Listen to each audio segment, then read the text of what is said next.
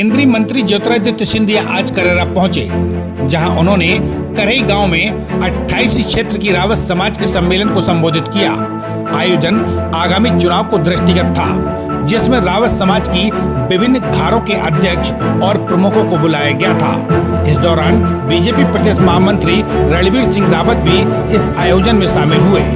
इस दौरान सिंधिया ने रावत समाज की जमकर तारीफ की एवं सिंधिया परिवार से रावत समाज का पुराना नाता बताया। उन्होंने कहा कि भारत की रक्षा के लिए भी रावत समाज का नाम है।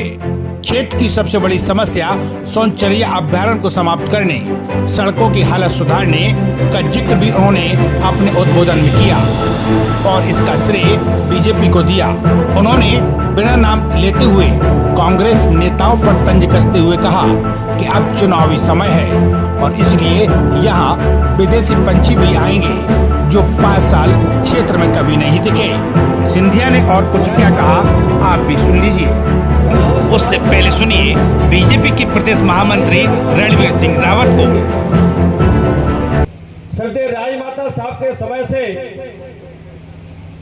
और पूर्व से भी रावत समाज का जो एक आत्मीयता का लगाव सिंधिया परिवार से है, वो कभी छुपा भी नहीं है।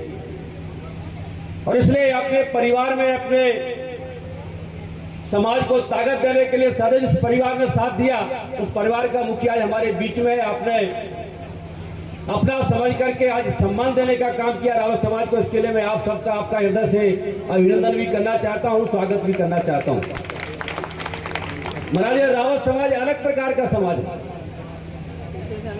मैं पूरे मध्य प्रदेश के कोने कोने में संगठन के प्रवास पर जाता हूं, काम करता हूं, लेकिन रावत समाज की जो एक विशेषता है, एक राष्ट्रवादी समाज है। राष्ट्र के लिए हमेशा लड़ने वाला समाज है, धर्म को मानने वाला समाज है और जिससे दिल लगी लग जाती है, इससे प्यार हो जाता है, उसके लिए मरने मिटने वाला भी समाज है। जो कहता है वो ठोक के करने वाला समाज है। और कई बार कुछ जो कमी हमारे समाज में कुछ देखने को मिलती है, वो ये है कि हमें ठोक के करते हैं, दिल खोल कर करते हैं, लेकिन राजनीति में छल कपट करना रावत समाज के लोगों को नहीं आता। मैंने कई बार पीड़ा को भी देखा है। विधानसभा के चुनाव होते हैं, लोकसभा के चुनाव होते हैं, रावत समाज 70-75% हमेशा भारतीय जनता पार्टी को ताकत से साथ देता है, भारतीय जनता पार्टी। और कई बार जब परिणाम पक्ष में निकल कर नहीं आते तो रावत समाज के ऊपर उंगलियां उठाई जाती है, क्योंकि उसके जब परिणाम निकल कर आते हैं तो देखने को मिलता है कि 60 से 65 मतदान केंद्र रावत समाज के बहल के आते हैं, लेकिन उन मतदान केंद्रों पर रावत समाज से भी ज्यादा बड़ी संख्या में दूसरी समाज भी रहती है। और कई बार जब बसपा का वोट कांग्रेस में डाइवर्ट होता है और कांग्रेस का बसपा में डाइवर्ट होता है, लेकिन भारतीय जनता पार्टी को सदैव रावत समाज ने साथ दिया है।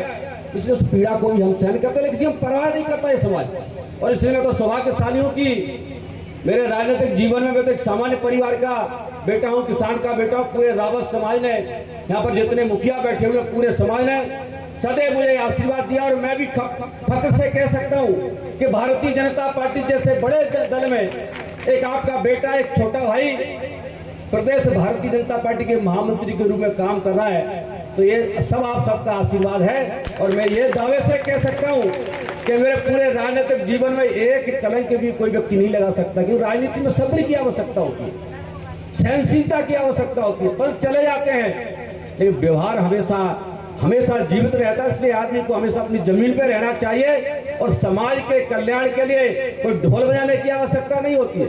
हाँ, इस क्षेत्र के विकास की हम बात करते हैं। महाराज, आपका सदैव विकास से नाता रहा। आप कांग्रेस में थे तब भी आपकी ईमानदारी, आपकी विकासशीलता की ये सोच हमेशा चर्चा में रहती थी। जब जम्मू कश्मीर में धारा 370 हटाने का काम किया, आप कांग्रेस में थे तब भी आपने उसको हटाने का निर्णय का आपने स्वागत किया था। आपकी राष्ट्रवादी सोच रही है, लेकिन इस क्षेत्र में भारतीय जनता पार्टी की सरकारों ने, चाहे सड़कों की बात करें, चाहे नहरों की बात करें, स्कूलों की बात करें, सौंदर्य अभियान के समाप्ति की बात करें, दिल्ली के पावर हाउस बनाने की बात करें, यदि विकास किया तो भारतीय जनता पार्टी ने किया है। और आज खुशी की बात है कि आज आप जैसा विकास पुरुष आज भारतीय जनता पार्टी को नेतृत्व दे रहा है। आपका विकासवादी जो सोच है और भारतीय जनता पार्टी की जो राष्ट्रवादी सोच है, राष्ट्र को आगे बढ़ाना, और राष्ट्र मजबूत होगा तो हम सब मजबूत होंगे। और इसलिए आज आपके नेतृत्व में भारतीय जनता पार्टी आज इस क्षेत्र में मजबूत होगी और विकास के नए द्वार भी हमारे इस क्षेत्र में खुलने का मौका मिलेगा। मैं चाहूंगा इस क्षेत्र में बहुत सारी समस्याएं, उनका समस्याओं का समाधान भी आपके नेतृत्व में भारतीय जनता पार्टी के नेतृत्व में होगा।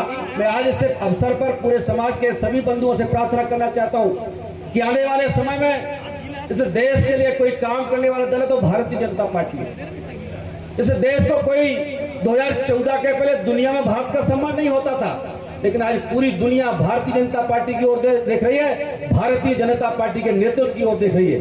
इसलिए विकास करना है तो भारतीय जनता पार्टी के साथ हमको रहना पड़ेगा। आने वाले समय में जब जब मौका मिले भारतीय जनता पार्टी को आप ताकत दीजिए। भारतीय जनता पार्टी को ताकत देंगे तो देश को ताकत देंगे, गरीबों को ताकत देंगे, किसानों को ताकत देंगे। इसलिए एक बार आप सबसे प्रार्थना करते हुए एक बार श्रीमती ज्योतिरादित्य सिंधिया जी का फिर पुनः हृदय से स्वागत करते हुए मैं अपनी बात को समाप्त कर। आज मैंने मंच से बहुत सारे वक्ताओं को सुना, हमारे विकास के अनुभवी लोगों को सुना, जनसेवा के पथ पे चलने वाले अनुभवी लोगों को सुना, जिन्होंने मेरी दादी के साथ, आजी अम्मा के साथ, मेरे पूज्य पिताजी के साथ कंधे से कंधे मिलाकर कार्य किया है, उन लोगों से सुना। हमने रावत समाज की नवीन पीढ़ी के प्रतिनिधित्व करने वाले नौजवानों और युवा और युवतियों की बात सुनी। पर एक निवेदन मैं रावत समाज के सभी मेरे बुजुर्गों से करना चाहता हूं कि जब ऐसे सामाजिक सम्मेलन होते हैं, ऐसे सामाजिक सम्मेलनों में एक दो वक्ता जरूर ऐसे होने चाहिए जो रावत समाज के बुलंद इतिहास को इस मंच से उसकी गाथा, क्योंकि आपकी समाज की पृष्ठभूमि, आपकी समाज का इतिहास केवल भारत के आधुनिक युग में नहीं रहा। आपका इतिहास अगर है तो यह अतिशयोक्ति नहीं होगी अगर मैं कहूं कि भारत के समाजों से सबसे ज्यादा प्राचीन और सांस्कृतिक इतिहास है।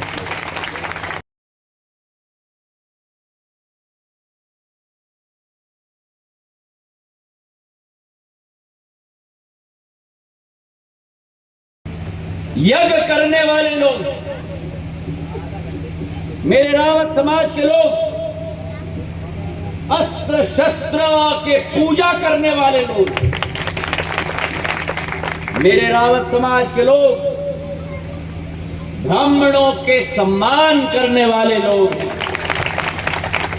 और मेरे रावत समाज के लोग भारतवर्ष का नाम ऊंचा करने वाले लोग।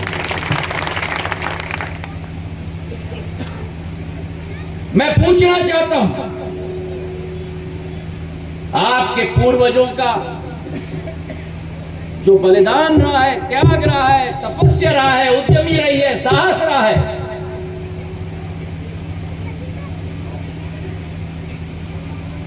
इस बलिदानी इतिहास, इस बहादुरी का इतिहास स्रोत आप में से कितने लोग जानते हो कि जब रावत शब्द का इस्तेमाल शब्दकोश में किया जाता है, रावत शब्द का इस्तेमाल शब्दकोश में किया जाता है तो रावत का मतलब होता है ताकतवर, शूरवीर, इसका मतलब है। और आपके समाज के वीरों ने,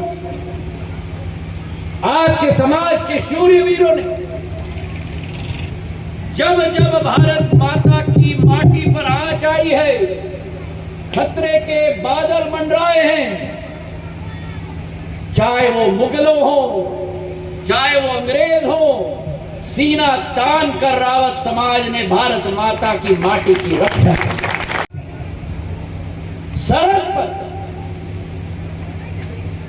चाहे कश्मीर की हम बात करें, चाहे अरुणाचल प्रदेश की बात करें, मेरे वीर रावत समाज के सपूत ने इस भारत माता की रक्षा के लिए अपने जीवन का बलिदान करने का कार्य किया। हम कैसे भूल सकते हैं आपके समाज के जनरल बिपिन रावत को, जिन्होंने भारत की सेना का कमांड किया था। मेरे भाइयों बहनों, ये क्षमता रावत समाज की है, केवल अपनी समाज की रक्षा नहीं, लेकिन कश्मीर से कन्याकुमारी और गुजरात से अरुणाचल प्रदेश इस भारत माता की रक्षा करने की क्षमता है। तो आज इस समाज को मैं नमन करता हूं। और जहां संस्कृति के पूर्ण रूप से पुलकित ये समाज है, जहां वीरता से पूर्ण रूप से पुलकित ये समाज है, वहां ये समाज एक धार्मिक समाज भी। आज जब हमने इतनी माताओं की जय जयकार की, मां लकेश्वरी माता का मंदिर, मंगल माता का मंदिर आज ग्वालियर चंबल संभाग के लिए नहीं, लेकिन पूरे देश के लिए पीठ बन चुकी हैं, जो रावत समाज ने स्थापित की। सेना से लेकर शिक्षा तक और सेना से लेकर शिक्षा से राजनीति तक देश के विकास और प्रगति में प्रधानमंत्री नरेंद्र मोदी जी के संकल्प को, जो संकल्प है अमृत काल से शताब्दी काल तक भारत को विश्व गुरु स्थापित करने के लिए, उस संकल्प में आप एक साथ मिलकर भारत माता की विकास और प्रगति के रास्ते की।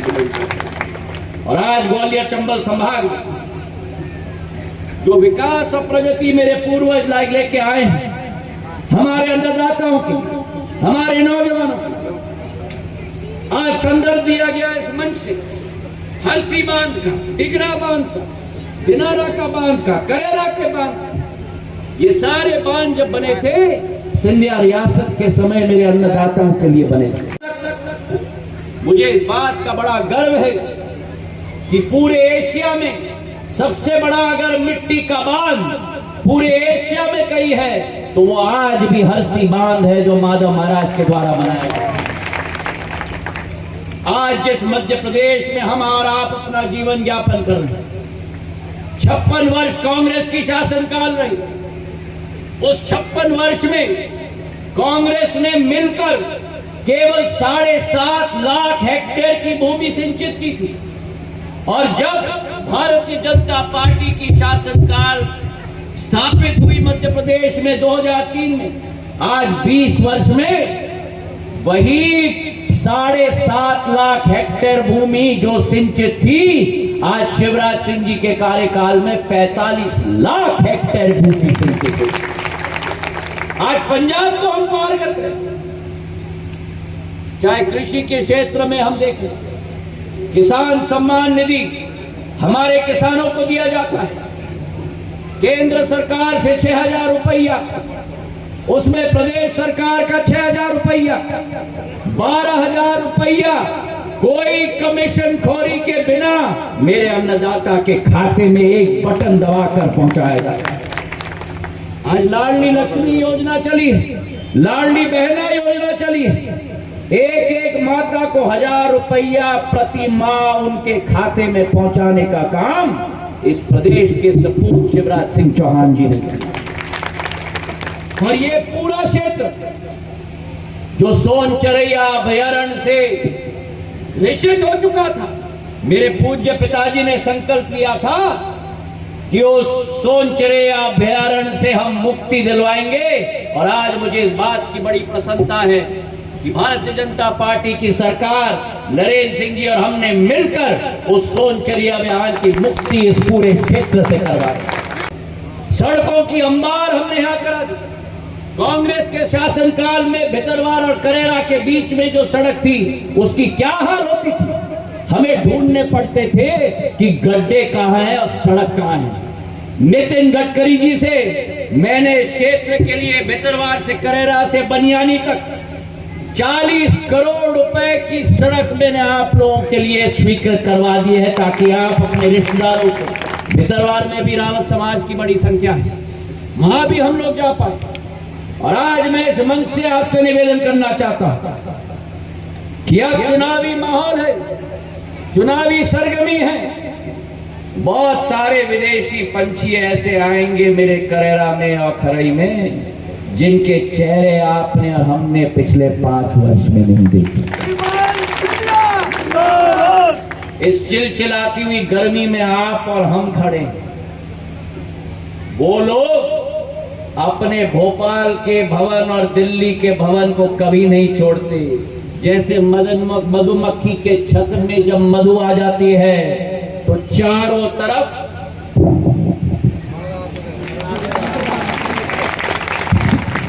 मेरा मतदाता इस कांग्रेस के लिए मधु है, इसलिए ये चारों तरफ मंडराएंगे। चुनाव संपन्न हो जाएंगे और एक कांग्रेसी नहीं दिखेगा आपकी सेवा, आपके विकास के लिए, चाहे कोरोना काल रहा हो, चाहे बाढ़ का समय हो, अगर कोई आएगा तो ज्योतिरादित्य सिंधिया और भारतीय जनता पार्टी का एक एक कार्यकर्ता रहेगा। मेरी आजी अम्मा के जीवन काल में, मेरे पूज्य पिताजी के जीवन काल में और मेरे जीवन काल में आपके घर में जब खुशी और उल्लास की आवाज गूंज रही हो, उस आवाज में आप हमारी आवाज न पाओ, लेकिन भगवान न करे, लेकिन कभी भी प्राकृतिक या व्यक्तिगत विपदा आई हो और अगर आया हो या न, लेकिन सिंधिया परिवार का मुखिया ने आपके साथ सदैव साथ दिया। तो आज मैं आपसे निवेदन करना चाहता हूं, जो ये अहंकार में डूबी हुई कांग्रेस है, जो ये भ्रष्टाचार में डूबी हुई कांग्रेस है, जो ये तुष्टीकरण में डूबी हुई कांग्रेस है, जो ये वादा खिलाफी की कांग्रेस है, इस कांग्रेस का सुपड़ा साफ नवंबर और दिसंबर महीने में इस पूरे ग्वालियर चंबल संभाग से हमें करना होगा। ये मासूम संभाग है, ये विकास का संभाग है, ये सत्य का संभाग है। और मैं आपसे निवेदन करना चाहता हूं कि अगर आपको मुझ में विश्वास है, अगर आपको शिवराज सिंह जी में विश्वास है, अगर आपको नरेंद्र मोदी जी में विश्वास है, तो हाथ उठाकर मुझे आश्वासन दो और मुट्ठी बांधो और मेरे साथ कहो, भारत माता की, मां मंगला मैया की, मां इमली वाली। क्षेत्र की ऐसी छोटी बड़ी खबरें देखने के लिए जनपहन न्यूज चैनल को यूट्यूब पर भी कीजिए सब्सक्राइब और रहिए खबरों से अपडेट।